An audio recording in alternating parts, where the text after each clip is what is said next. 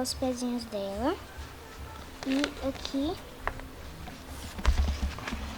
é o bercinho dela. E aqui tem os brinquedinhos dela. Eu gosto muito de brincar de boneca. Nome da mamãe, Isabelle Alves. E o resto eu não quis escrever porque não precisa. Aqui no beco, o Arthur brinco de pega-pega, esconde-esconde. Esconde-esconde, ele sabe onde é que eu me escondo, atrás do Cadu Manel ali. Aí a gente brinca até de espião, ninja, super-herói, qualquer coisa. Bem, é interessante perceber o quanto a criança, ela, nesses espaços que ela, né, utiliza para brincar, seja na escola, ou seja em casa mesmo, né, no quintal, o quanto essa parte da ludicidade, né, está presente nesse momento, enquanto ela se apropria disso para desenvolver aquela brincadeira, seja com o objeto ou brinquedo, ou com a brincadeira na coletividade, como ela procura tornar o mais dinâmico e o mais atrativo possível, né, utilizando criando as suas regras, né, dentro desse ambiente da brincadeira. E a partir disso ela torna a coisa mais divertida e onde ela pode brincar por horas e horas e horas e horas a fio, né, sem ver o tempo passar. Então a brincadeira ela se torna muito mais atrativa e mais dinâmica quando a criança ela se utiliza e se apropria dela. O meu lugar de liberdade era o quintal, onde eu me sentia livre, né, assim, com as ressalvas, também por conta das questões de brincadeiras de mau gosto, de apelidos, mas o quintal era o meu lugar, assim, de afeto, né, de construir relações com outras crianças. Eu brincava muito também de elástico, adorava brincar de elástico e de corda. Né? Então, o homem bateu em minha porta era assim um clássico das brincadeiras aqui da minha rua, das brincadeiras com o pessoal daqui de casa, né? Enfim. E o elástico também, né? Que tinha os níveis, o elástico ia do nível mais baixo até o nível mais alto. A gente brincava muito e era esse jogo. Nós ficávamos nas extremidades das cordas, né? 2 pessoas, uma em cada extremidade. E fazíamos uma fila, 2 ou 3 crianças ou mais, e nós íamos, a corda ia rodando, né, e as pessoas iam embalando a corda, e a gente entrava, porque era o primeiro desafio, tinha que entrar para pular com a corda girando. E lá no decorrer da corda, a gente cantava a música e você tinha que seguir as determinações da música. Que era o homem, bateu em minha porta, eu abri, senhoras e senhores, põe a mão no chão, pule de um pé só, deu uma rodadinha e vá pro olho da rua. Que era o auge, quem chegava até o final. O homem bateu em minha porta e eu abri. Senhoras e senhores, põe a mão no chão. Senhoras e senhores, pule de um pé só. Senhoras e senhores, dá uma rodadinha e vai pro olho da rua. Então, as brincadeiras dos brinquedos cantados são todas as formas brincantes que não são feitas em roda, mas que se utiliza música, né? Como, por exemplo, 3, 3, passará, 3, 3, passará, se não for o de diante, há de ser o de detrás. Então, essas brincadeiras que as crianças se utilizam de música, mas elas não estão em rodas, né? Não são cirandas, não são rondas, elas se classificam dentro dessa especificidade, né? Dos brinquedos cantados. 3, 3, passará, se não for o dia de ser o de trás. Bem, durante a questão das idas aos territórios, né, aqui em Fortaleza, buscando esses relatos sobre as memórias com relação às brincadeiras populares, né, algumas pessoas nos colocaram situações em que elas se sentiam inibidas de participar das brincadeiras, né, situações relacionadas à questão do racismo, questões de gênero, que mesmo não sendo o foco do trabalho, né, da pesquisa, é importante a gente não se omitir e refletir a partir dessas falas, né? Da própria brincadeira, a gente costumava ouvir piadas racistas que talvez na época a gente, enquanto criança, não tinha essa noção, né? E aí hoje eu refletindo sobre isso, eu entendo que as piadas que aconteciam no ambiente da brincadeira, eu digo isso tanto dentro que entre a minha família, no quintal, mas também em relação às pessoas do bairro que a gente brincava junto, eu consigo refletir hoje de que essas brincadeiras elas também vinham às vezes acompanhadas de piadas racistas, né, por conta da questão da cor da pele e por conta da questão do cabelo. Mesmo estudando em escola pública, eu acho que a maioria das crianças da minha geração com quem eu convivi não eram crianças tão retintas, né? Eu tenho poucas lembranças de crianças retintas ou mais retintas do que eu. Logo, se você é o mais preto da turma, né, você vai sofrendo algumas coisas que a princípio seria brincadeira, mas que com o passar dos anos você vai entendendo que aquilo é só mais uma manifestação, né, do racismo nas escolas e nas outras instituições que a gente frequenta. E aí, mas assim, eu lembro muito que na minha sala de aula, no próprio convívio, assim, não tinham muitas crianças negras, né? Crianças de cabelos crespos, de cabelo cacheado. E isso era muito difícil para mim, porque eu não tinha referência, disso nem na escola, nem na televisão, e aí a gente cresce sem ter essas referências, né? Eu tinha os meus espaços de brincadeiras, mas também não era com todo mundo que eu brincava, porque eu sabia que ia ter os meninos que iam me chamar de viado, né? Me chamar de neguinho, de qualquer apelido que eu já entendia que era um apelido que me machucava, que era pejorativo. Na escola, como eu não entendia o que era essa coisa de ser negro, algumas coisas também com relação ao racismo eu não entendia. Sofria, mas não entendia.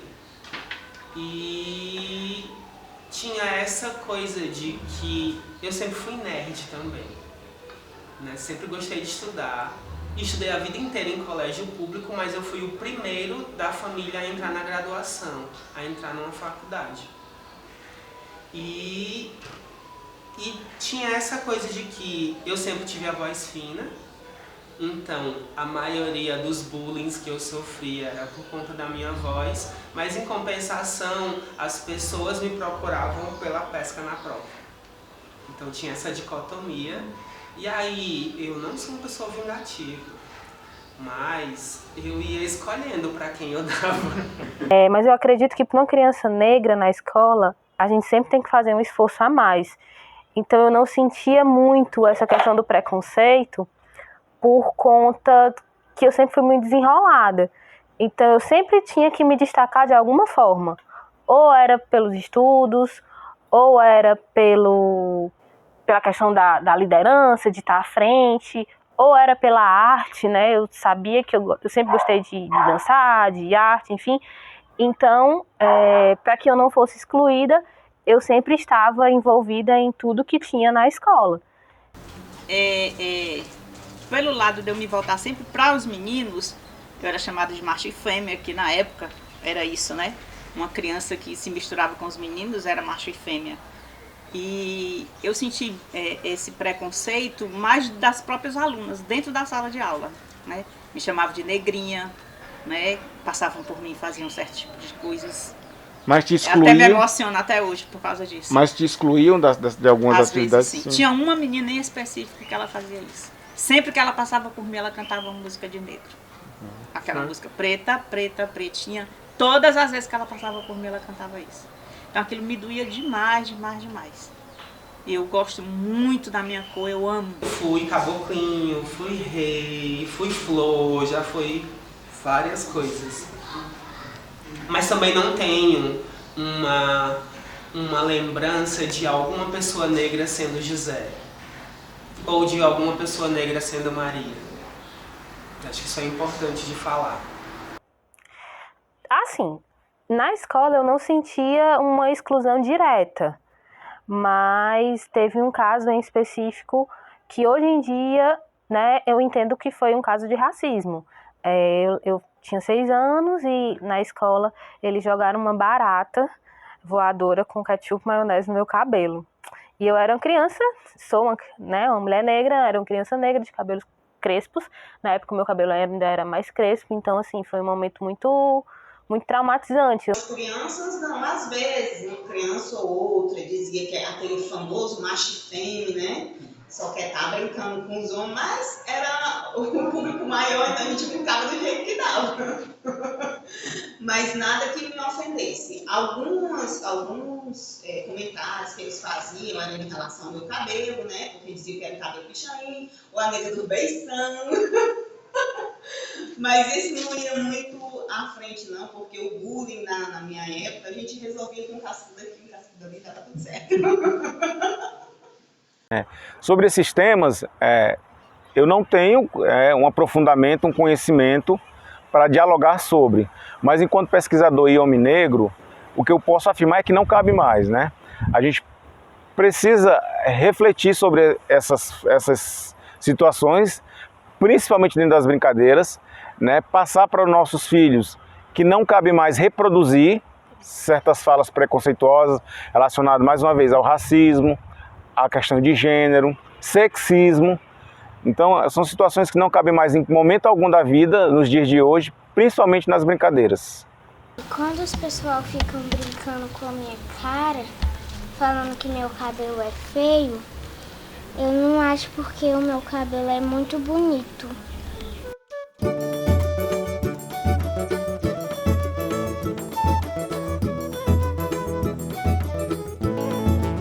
Eu não sou daqui, eu não tenho amor, eu sou da Bahia, de São Salvador. Eu não sou daqui, eu não tenho amor, eu sou da Bahia, de São Salvador. Ô marinheiro, marinheiro, quem te ensinou a nadar? Foi o tombo do navio, ou foi o balanço do mar? Lá vem, como ele vem faceiro, vem todo de branco, com seu bonezinho. Lá vem. Eu gosto de brincar de pega-pega, de futebol. Eu também gosto de brincar de esconde-esconde. Eu vejo que as crianças daqui, né, elas ficam muito mais... É muito mais forte o uso do celular para outras brincadeiras do que a brincadeira de quintal mesmo. E aí eu fico trazendo isso para minha casa, né, para o meu sobrinho. Meu sobrinho é uma criança que gosta muito de brincar, de correr, mesmo tendo o espaço reduzido, né, tendo um espaço menor. Ele aproveita muito com as outras crianças da idade dele o que tem de espaço, mas eu sinto que a questão da tecnologia do celular influencia bastante assim, no brincar, que mudou completamente. Hoje meu sobrinho tem 10 anos e ele não sai de casa. Não sai de casa, a vida dele é no celular ou então na televisão assistindo coisas no YouTube.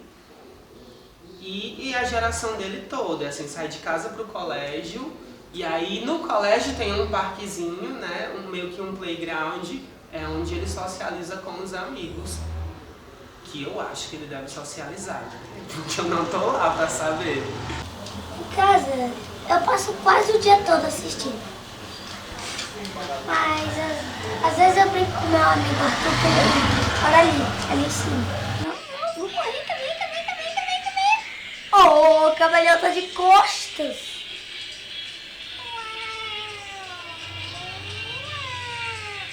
Não. Beijinho, quer ver?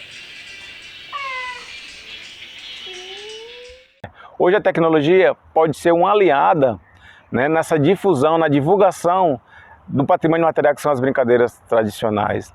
Você utilizar desse recurso, né, uma vez que hoje as crianças têm acesso aos aparelhos eletrônicos, né, elas conseguem acessar as redes e buscar materiais relacionados a brincadeiras, né, a jogos. Por que não também acessar esse material que em algumas plataformas já está disponível, né? Então você poder disponibilizar esse repertório né, que fazem parte de todas as brincadeiras tradicionais, é extremamente importante, se utilizando desse recurso que é a tecnologia. O problema com as tecnologias, gente, não tem nada a ver com elas, tem a ver com quem as usa e como as usa.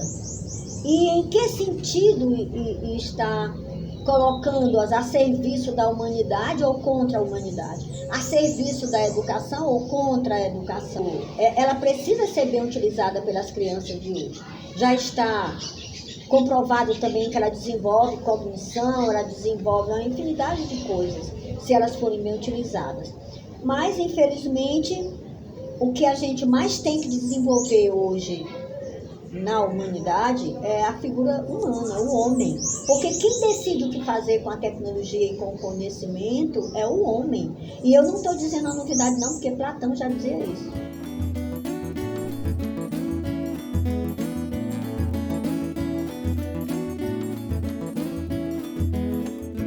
Como pode um peixe vivo viver fora d'água fria?